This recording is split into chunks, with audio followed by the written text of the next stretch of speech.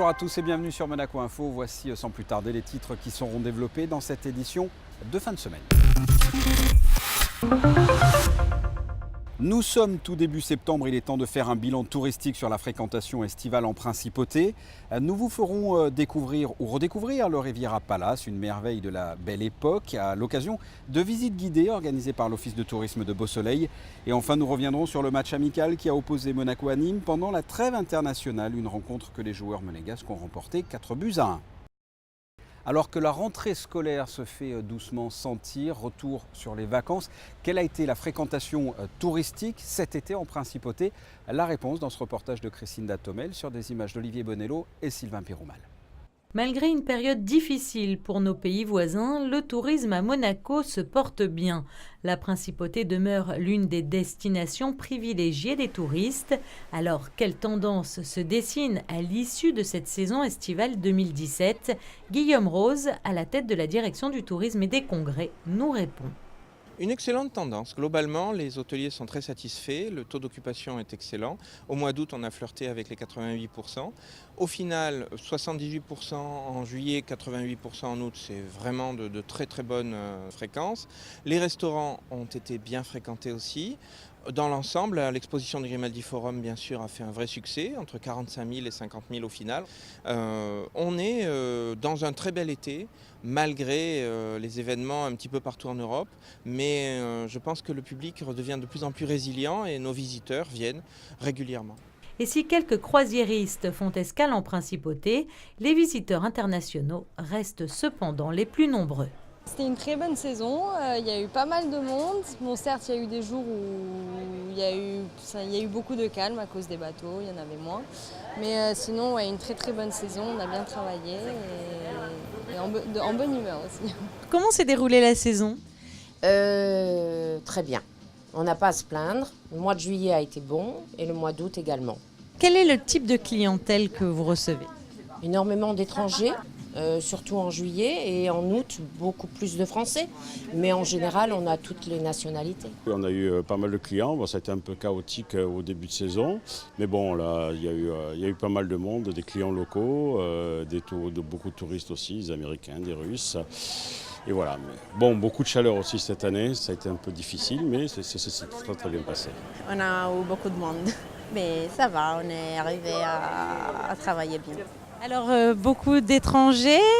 Oui, beaucoup d'étrangers, surtout de la Sud-Afrique, surtout de l'Allemagne, de la Suisse, du nord de l'Europe.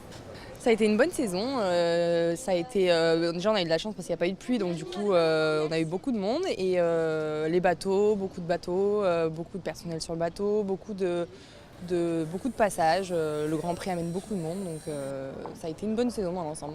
Une bonne saison donc pour Monaco qui ne cesse de briller, la Principauté venant tout juste d'être récompensée en Chine lors du gala des China Travel and Meeting Industry Awards pour son tourisme d'affaires.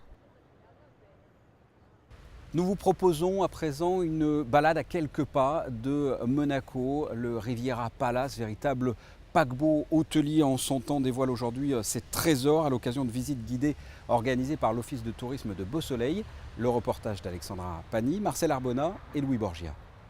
Sa façade porte encore les stigmates du temps passé, une époque où l'imposante bâtisse néoclassique n'était pas encore une résidence mais un hôtel. Le Riviera Palace intrigue encore de nos jours, riverains ou vacanciers. Construit à la fin du 19e siècle par l'architecte Georges Sedan, toute l'aristocratie et la bourgeoisie européenne s'y retrouvaient chaque hiver. Nadine Brod est l'une des résidentes privilégiées de ce lieu chargé d'histoire. La compagnie des wagons-lits avait des palaces sur la Riviera italienne, sur la Riviera française, mais n'en avait pas à Monaco. Elle avait une clientèle importante, russe pour la plupart. Et un jour, la Société des bains de mer de Monaco a proposé à la compagnie des wagons-lits ce terrain en disant on va l'appeler Monte Carlo Supérieur et vous pourrez, à ce moment-là, construire un palace pour votre clientèle. Et comme c'était un peu à l'écart de Monaco, on a fait quelque chose de plus luxueux pour faire passer la chose, bien sûr. Le roi des Belges, le Shah de Perse, Diaghilev, Nijinsky ou encore Colette font partie de la longue liste des personnalités à avoir séjourné entre ces murs. Son jardin d'hiver et sa grande verrière, avec ses 20 mètres de hauteur, sont à couper le souffle. Elle a été entièrement rénovée en 2003. Cette verrière a été élaborée avec du verre. Et puis nous avons dû, il y a quelques années, la refaire parce qu'elle avait subi les outrages du temps. Il a fallu également refaire l'intérieur des piliers qui sont chargés de drainer l'eau qui tombe du ciel. Les 4 palmiers et le phylogéant restent les seuls témoins de cette période de faste qui a pris fin en 1936. Depuis transformé en résidence, l'Office de tourisme de Beausoleil organise sur réservation des visites guidées des lieux pour le plus grand plaisir des visiteurs. C'est un joyau, c'est magnifique. C'est un miracle que ce soit encore debout et c'est très très beau. C'est exceptionnel. C'est toujours intéressant de visiter ces bâtiments qui appartiennent à notre histoire. Une sensation de faire un voyage dans le temps et en même temps un regret en sachant que la construction est reine tout près, tout au long de la côte, de ne pas le voir restauré déjà, notamment la façade. Donc une émotion un peu partagée. La façade est justement la prochaine étape de cette rénovation initiée en 2003. Et pour ceux qui souhaitent découvrir ce lieu enchanteur, les futures visites sont prévues les 16 et 17 septembre à l'occasion des Journées européennes du patrimoine. Football en pleine trêve internationale. L'AS Monaco a disputé un match amical ce jeudi au stade Louis II. Les Monégasques qui se sont imposés 4-1 face à Nîmes. Le résumé de la rencontre avec Frédéric Elliot. Pendant que Thomas Lemar brille avec l'équipe de France et que les internationaux monégasques sont mobilisés avec leurs sélections respectives, l'AS Monaco affrontait Nîmes jeudi en fin d'après-midi au stade Louis II. Un match amical, synonyme de revue d'effectifs pour Leonardo Jardim.